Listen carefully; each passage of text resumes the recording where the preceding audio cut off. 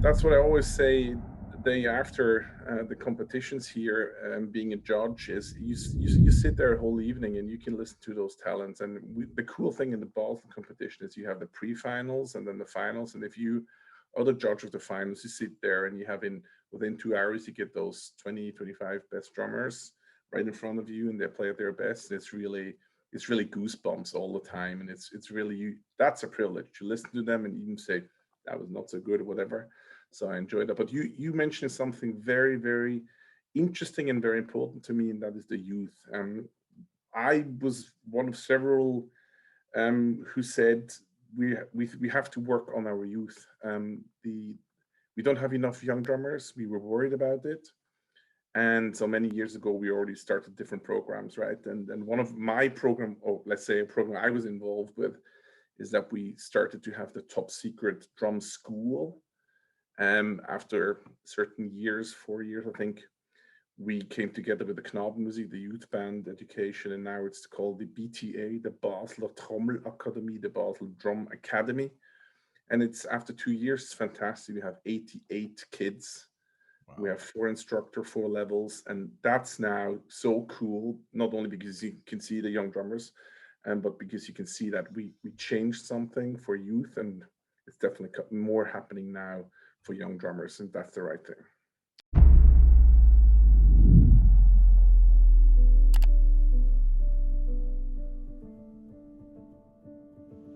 Greetings, I'm Mark Riley, and welcome to the Washington Tattoo Podcast, where the world's musical traditions come to life. The Washington Tattoo is an international music and arts festival coming to the Washington, D.C. metro area. Our podcast explores the lives and stories of world-renowned musicians, dancers, producers, choreographers, artists, educators, arts advocates, and those who serve our cultural communities at large. For more information and donations, find us at www.thewashingtontattoo.com. Now please enjoy this episode of the Washington Tattoo Podcast, sharing the power of the arts, one story at a time. All right, greetings everyone. Today we have the incredible Erik Julliard on the opening of season 2 of the Washington Tattoo Podcast. And so Erik is a dear friend of mine, and I thought this would be appropriate to really have someone special to kick off the second season of the Tattoo Podcast. So Erik, thank you so much for taking the time to chat this morning. Thank you, Mark. It's an honor to be in this podcast. Awesome. Well, it's morning for me, it's afternoon for you, but Erik Julliard, founder of the Top Secret Drum Corps, senior producer of the Basel Tattoo, man of extraordinary talents and gifts. And I know I'm buttering him up, and he loves all of this. But Erik's a dear friend of mine. We've gone through a lot of great and challenging times together.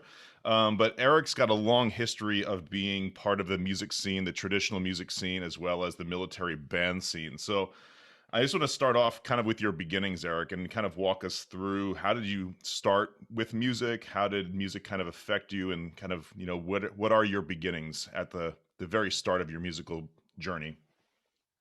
To start with a little funny thing, musically, here in Basel, as a drummer, we always say we are musicians too, but the fifers, our opponents, they rather don't like us saying that we're musicians, because they say you only play a one-tone instrument, right?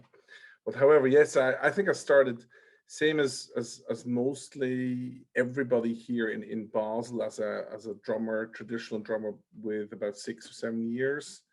You jumping in one of these Fasnacht cliques, the groups who are performing at our Fasnacht, the carnival. And that's how we basically started, right? In the first 6, 7, 8 years, it was just the Basel drumming, and then it became a little bit more with founding the Top Secret Drum Group, it was called at the beginning, and then going into American rudimental drumming as well. So and then the military drumming, and yeah. That's incredible. So, also just not the Fasnacht, but you have this competition scene also, right? So Fasnacht has these competitions with the young ones and the older ones, and there's kind of a breakdown there. So, were you a part of any of those competition scenes? I did a lot of competition, not very successful, I would say. I was rather the group drummer. I won the group drumming about, I don't know, 5 or 6 times. but as a soloist, I was not very strong. And I also had some troubles when I was 18. I broke my arm very badly, and it's so. Mark, now you know why I play like this. I was always wondering about this. Was it the left hand? Probably not. It was the right. Something, no, it was left hand. Something must be wrong with him, right? Oh, that's it's not an excuse; it's just an explanation of how that difficult the time was. It was right before I was recruited as a military drummer. But yeah, what you basically do is you have the Fasnacht drumming, which you do in your clique, and then you can, if you want, do a little bit more. And more is basically here. One of the extra groups can be one of the show groups. It can be the Knabenmusik, which is the kids, the youth bands, or you start doing competitions. And most of the young drummers who really want to achieve a little bit more than just the Fasnacht drumming, they are competing. Yes, so I did that a lot. And in the meantime, I'm retired from competing. I'm now one of the judges. Well, that's incredible too, because I mean, you see all of the talent coming in, the young ones who are rock star drummers, then the mid-aged ones, I think is the wrong term, but I mean, when they're in their prime from 18 to 30 years old, you see just some of the most incredible talent out there. I mean, that's what I always say the day after the competitions here, being a judge, is you sit there a whole evening and you can listen to those talents. And the cool thing in the Basel competition is you have the pre-finals and then the finals. And if you are the judge of the finals, you sit there and you have within 2 hours, you get those 20, 25 best drummers right in front of you, and they play at their best. And it's really goosebumps all the time. And it's really that's a privilege to listen to them and even say, that was not so good or whatever. So I enjoyed that. But you mentioned something very, very interesting and very important to me, and that is the youth. I was one of several who said we have to work on our youth. We don't have enough young drummers. We were worried about it. And so many years ago, we already started different programs, right? And one of my program, or let's say a program I was involved with, is that we started to have the top secret drum school. After certain years, 4 years, I think, we came together with the Knabenmusik, the youth band education, and now it's called the BTA, the Basler Trommel Akademie, the Basel Drum Academy. And it's after 2 years, it's fantastic. We have 88 kids. Wow. We have 4 instructors, 4 levels, and that's now so cool, not only because you can see the young drummers, but because you can see that we changed something for youth, and it's definitely more happening now for young drummers, and that's the right thing. I love that. I mean, it's not going to survive. The tradition will not survive if you're not able to pass it on. And yeah. And I do love it too, because I mean, if you think about it, there's a great organization behind it. There's a structure and a curriculum, and then you're given, opportunity to perform with what becomes your friends. And I know that's something that really was powerful for you when you started with the top secret drum group. I mean, how were those performances when you started out with that group? Was that in the competition? Was it for the carnival? What were the performances like? It had nothing to do with the competition and nothing to do with the carnival. And exactly in those events like the carnival, the competition, we did not even appear. So we were never even together as drummers or a group at the carnival. And it was basically because we just wanted to do more. We wanted to do a little bit more this, the show drumming where you juggle the sticks and throw it to your neighbor and play all the backsticking and all that stuff.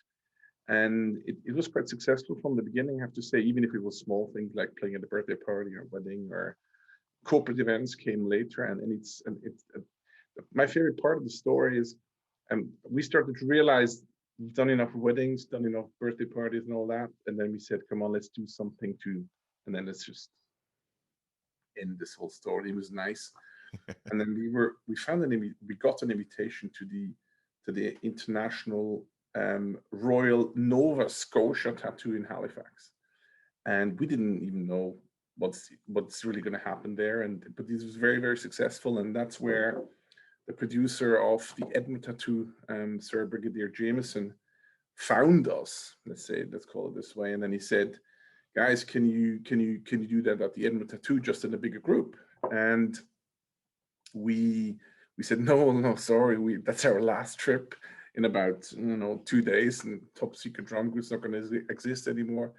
But then we thought about the whole thing, and then we trained for 2 years and enlarged the group, and then we went to the Edinburgh Tattoo. That's amazing. I mean, so other question about this too is that it started with the rope drums, and kind of Basel had this history of these kinds of drum groups that we think were really small. But I know Alphonse Grieder was also kind of one of these folks that had a drum group like that. Was there any connection to Alphonse with Top Secret? Oh, absolutely. He was pretty much our mentor, I would say, because he was the superstar of how to juggle and backsticks, how to juggle sticks and do the backstick on rope tension drums.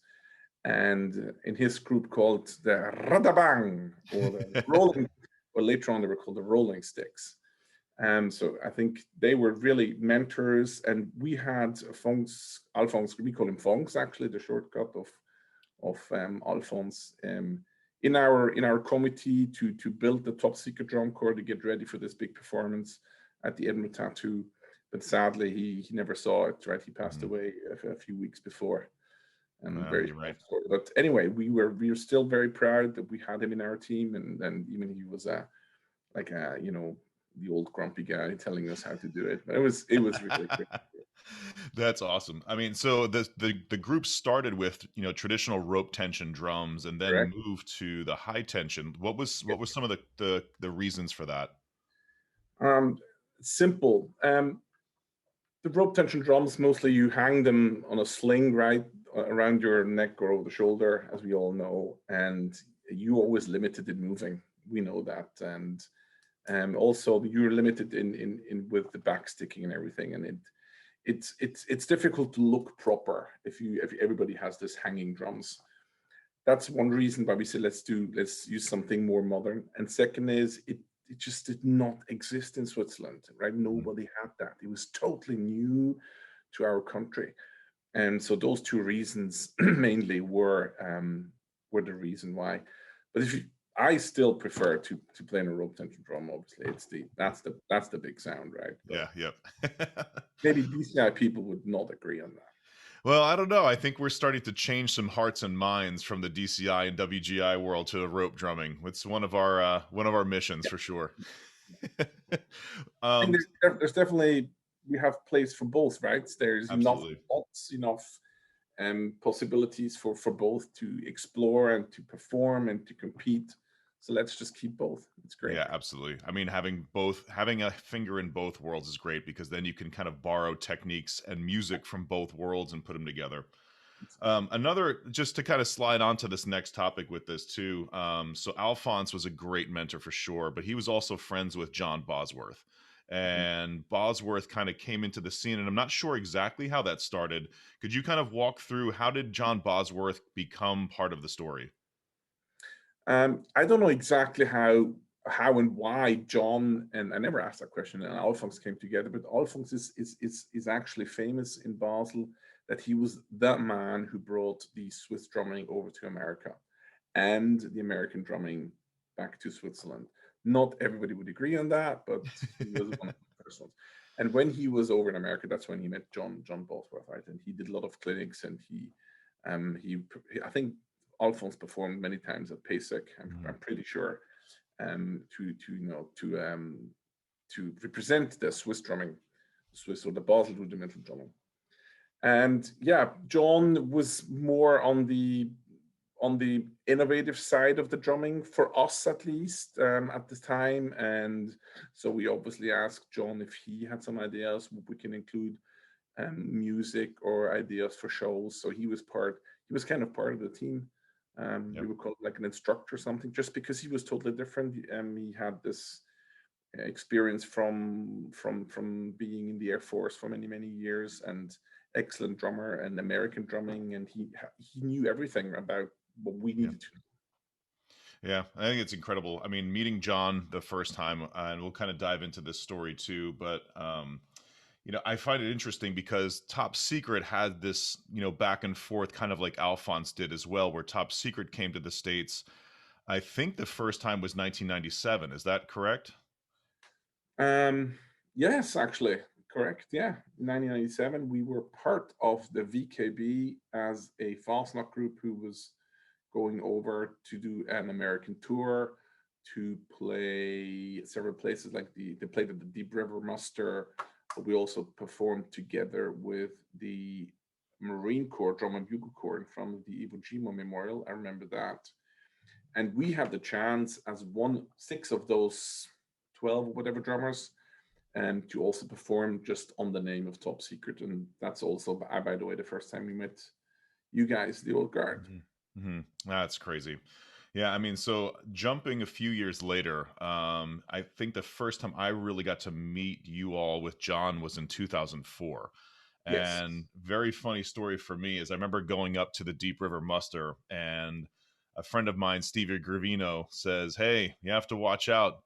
There's this group coming. We call them Old Guard 2, and it's this group called the 21st Battalion Greycoats Fife and Drum Corps." And I said, "Oh yeah, right. Yeah, these guys, who are they, and how can they possibly be anywhere near the Old Guard?"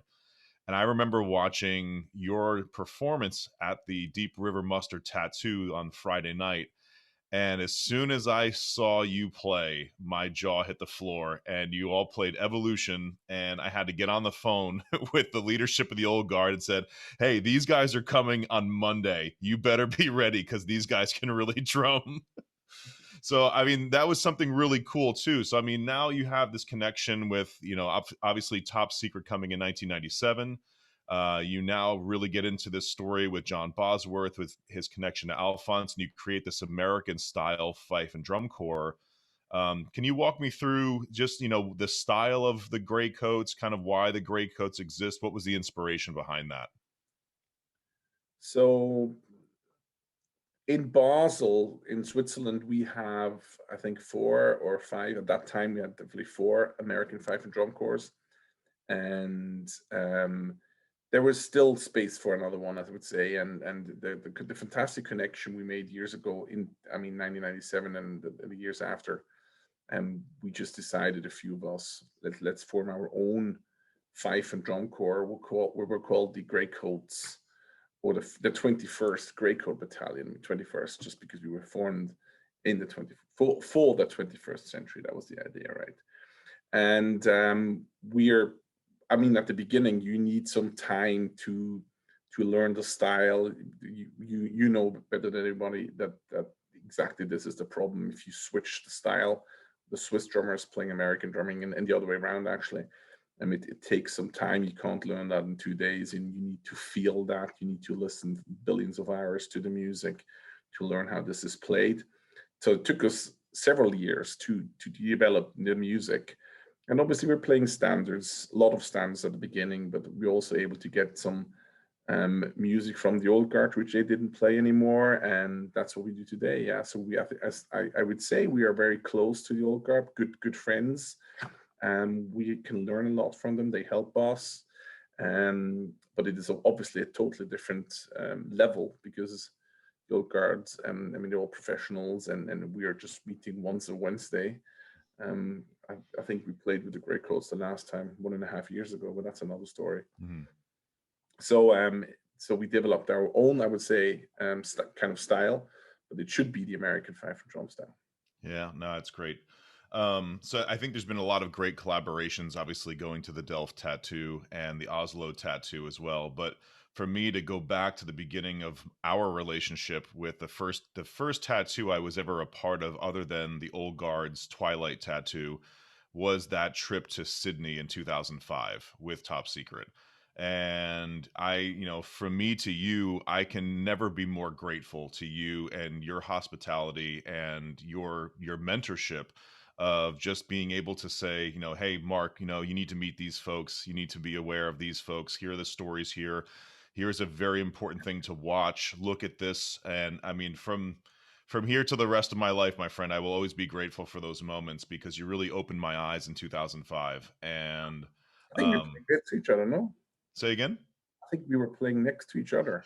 We were, for a little bit, I think so. That's why it sounded so bad. You think? No. Strong left wing, no? Yeah, it was good. It was fun. I mean, I think that was also really an eye opener for me, was to not only recognize the performance end of the tattoo scene, but, obviously friendships are made, of course, but then the power that music has when it connects countries, cultures, and nationalities. And you had introduced me to now Sir Melville Jameson right off the bat, and I knew that you were friends, and you spoke a little bit about him with the Nova Scotia and the Halifax tattoo in that initial meeting. But can you talk about your friendship and relationship and how that developed from that initial point to now? It's a very good question. I never thought about that because, I mean, obviously at the beginning, he was the producer of the Edinburgh Tattoo. We didn't know each other very well, but from the beginning on, he was. I mean, he's the best example of a gentleman, right? He is in everything I've seen ever. What he does is, you can't be more British gentleman than he is, and a great mix of being a retired general and leading a tattoo, and he's also the finest producer ever, I would say, on this planet, because everything comes from his heart, and he is really a mentor. Actually, he's actually my mentor, to say. Um, Mel retired from being the producer of the Edinburgh Tattoo. I can't remember the year. I would say in 2010. Can't remember the year. Doesn't matter. But obviously, I already had asked him if he supports the Basel Tattoo, the foundation of, if he was helping to lay the foundation of the Basel Tattoo, which we started in 2006. And he was always an advisor, not only to the tattoo, he was an advisor to me, to us, to everyone. And with a beautiful, relaxed way of saying, how about you think about this, or what about this music? And I think we really got very, very good friends. And I asked him if he wants to travel with me, go and see groups, go and see formation, meet Ministry of Defense, whatever we did. And you have a lot of time together, right? And then you have a lot of downtime where you can talk about not business. And it was really fantastic to see all this. Yeah, that's incredible. And I mean, to have such an amazing person be there and be that open, it's not always natural. Normally, I mean, some folks you meet when they get higher up there, they kind of cut off access to, the ability to learn. And I think that's been something, again, from me to you, I've been very grateful for. And I know with this top secret drum school, you're opening the door for access for the next generation of not only drummers, but military musicians, professional musicians, and then one day maybe some of those kids become the next producer of the next thing. And so that's, yeah. Definitely. Yes. So I mean, it's just, you're doing a huge amount of work for the future of culture and the arts. And so again, like, my hat is always off to you.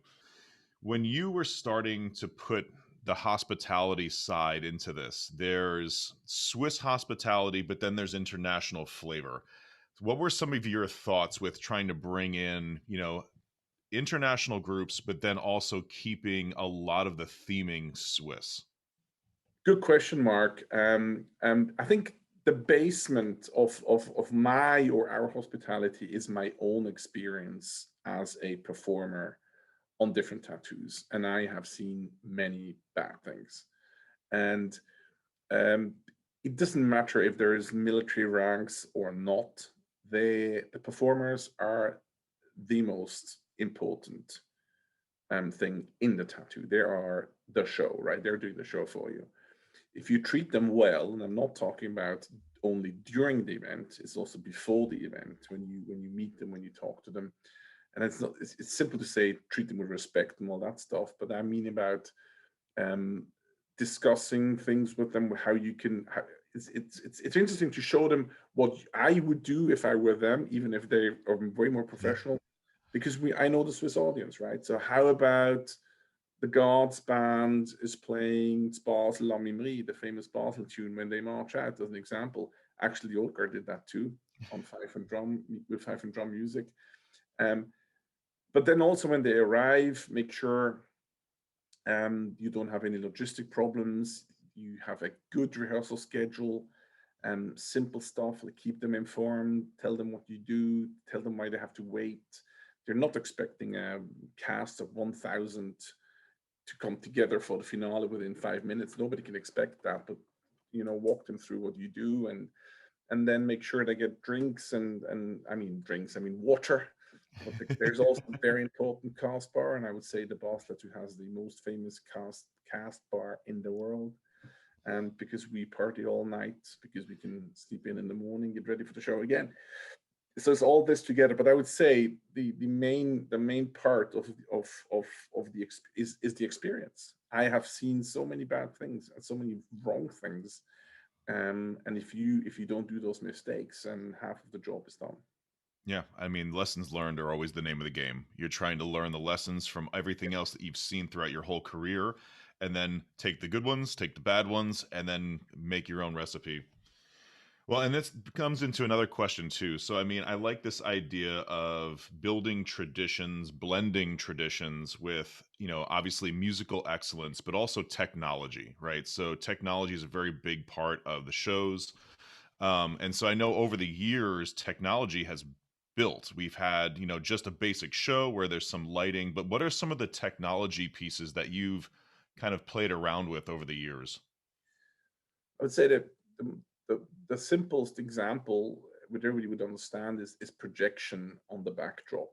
And I don't know the years, but I think the first 10 years we didn't have that. And then we started that for 2, 3 years, and we developed it, and we found out, it's distracting from the show. It's too much. Let's go back again. It's gone. It's not existing anymore. And I had not a single complaint of anybody saying it's sad that you don't have any backdrop protection on the backdrop anymore. So that's definitely something, right? And then sound wise, you can do a lot. And there's lucky wise nowadays, you have this delay system, and that's fantastic, especially in our arena. That when you have if you have musicians playing on the other side of the arena, we can with the sound system delay the one guy, so it's through the loudspeakers you can hear the sound together.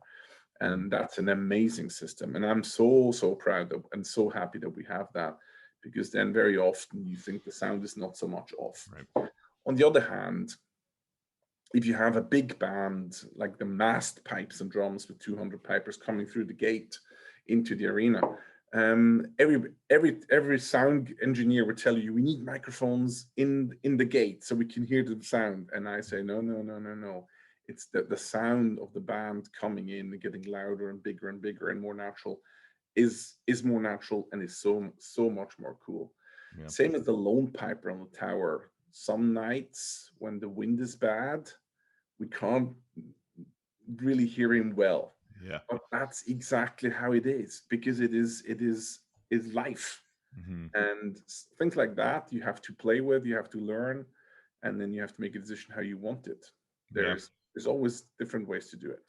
Well, and I love that too, because then it doesn't sound like you're listening to your iPhone and you're listening Exactly. to it. Exactly. It has to be as natural as possible. And of course, we support, I mean, very often we support even the band. So within a big band, sometimes we have microphones on the shoulders so we can lift, let's say, the wood instrument versus the brass. And then we can make it a little more balanced for the audience. But the audience didn't realize that. They just think, oh, wow, they're quite balanced. And that's the right thing. That's the right thing. And even some bands are playing with in-ears because they have click tracks and all that stuff, but we have to make sure nobody is really realizing that.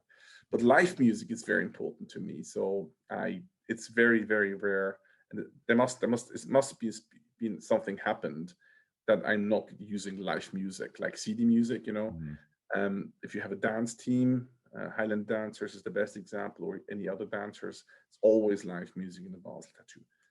If you hear a CD, something happened. And we can make an example. The Russian dancers, they were dancing to a CD music, only because the Russian Navy band just pulled out 2 weeks before, and it was no way we can find a band who can play exact that style of music. Yeah, that's a good point. Also, one thing that's really important, I feel that at the Basel Tattoo, you have a great relationship with the local community, with the tattoo street and the different music groups that are there.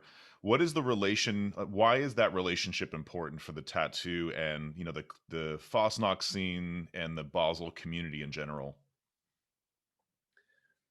I can answer that question maybe with a simple example. The Tattoo Street, which is the street with all the beer tents and where you can get a sausage before and after the show. Um, the main reason to have that, why did I say I want something like that? And it's just because I wanted the people to feel comfortable. I wanted the people to arrive an hour early, get out of business suit and get some comfy trousers, sit down, have a beer, have a sausage, talk about the upcoming show. I'm looking forward to see the Royal Marines or whatever. And then same way, and when they come out, I want them to sit down. I want them to talk about the show. I want them to have a good evening. I think the experience at the Basel Tattoo is more than the 2 hour show. It's the whole thing. It's an open air story. We outside. Hopefully it's nice weather, and if it rains, people don't walk away. They're still there. Beautiful pictures because the wet floor is reflecting all the lights, and it's another experience. And you say, wow, they're still performing. It's still sound quality is still fantastic. So all those different experiences makes the whole evening and makes the Basel Tattoo, right? And the Tattoo Street now, 2,000 or 3,000 people sitting until 3 o'clock in the morning on the street and drinking beer, obviously is not the nicest thing for the neighbors. Especially on the way home when they forgot to use the bathroom, etc. And therefore, you need to have a very good relationship to the city and to the community and to everyone. And I always say we need as many ambassadors as possible, right? And nowadays, after 15 years, the tattoo is really become a famous event in Basel and recognized by, I would say, by not only all the community of Basel, by the Fasnacht, by all the cliques, but also by the government, by the authorities. So we are an event which needs to be and needs to stay in Basel. So we get also now through this very difficult time, we have a great support. That's great. Well, I want to wrap up with a couple last few questions. So you have definitely, I'm sure, some favorite memories and favorite performances. So I don't know if you want to do this in a two-part, but maybe one as a performer, maybe one as a producer. But do you have a favorite musical memory? You see, I'm hesitating because obviously my brain is just is wild right now because obviously I've seen crazy stuff, and so okay, let's take out a few. Why not?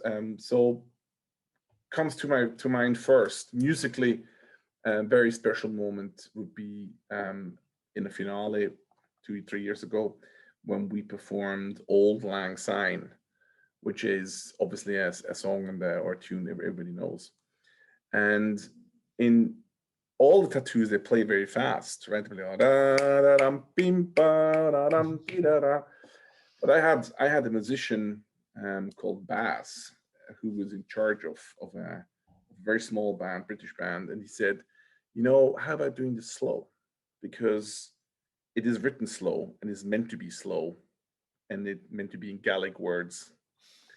So, however, in this big finale, at the very last moment when we had the evening hymn, he was sitting at the piano and singing it slow on his own, and that was really, even when I think about it, it was goosebumps, right? And so that's definitely something which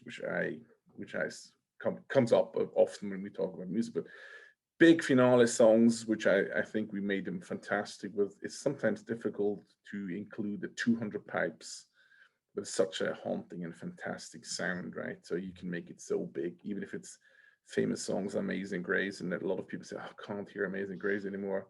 I've not heard a single person saying that about Amazing Grace after exiting the Basel Tattoo. But Mark, I can also say something about the old guard drummers. I mean, you will, and maybe I never told you, but I'm not telling you this now. I'm telling this to all the people who are listening to this podcast. I mean, the drum solo you guys made was badass, and you know that.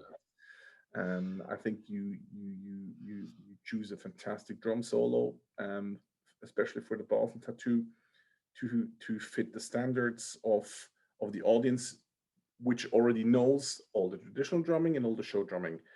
And I mean, everybody knows that the old guard, you cannot juggle sticks and all that stuff. They're not clowns, right? but you impressed everybody with your drummers, and it's actually the drummers in the back there. One of my favorite pictures. I love it. So that was really something which was outstanding. And yeah. No, thank you very much. And I mean, again, I know that you have seen and experienced so many incredible things. So it's an honor to be on that list. And with that, I'd like to do the final 4 questions here. Final 4. This is kind of a little bit, we'll ask everybody this at the end of each podcast. But starting with this, what are your hobbies?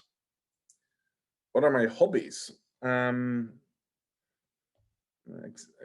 mean, eating, drinking doesn't count, right? Yeah, I can, sure. I would definitely say drumming. Drumming is definitely my hobby number 1, because so many things have to do with drumming, right? And tennis is coming back after a few years. Nice. Yeah. Roger Federer, go Basel. Yeah, exactly. So yeah, so I would say that's, yeah. But that's, that's pretty much it. Good. I like it. So next, can you name one influential book that you would recommend? Jungle Book. Jungle Book. I like that. That's a good one. You definitely have a toddler. Exactly. Yeah, true. A book. It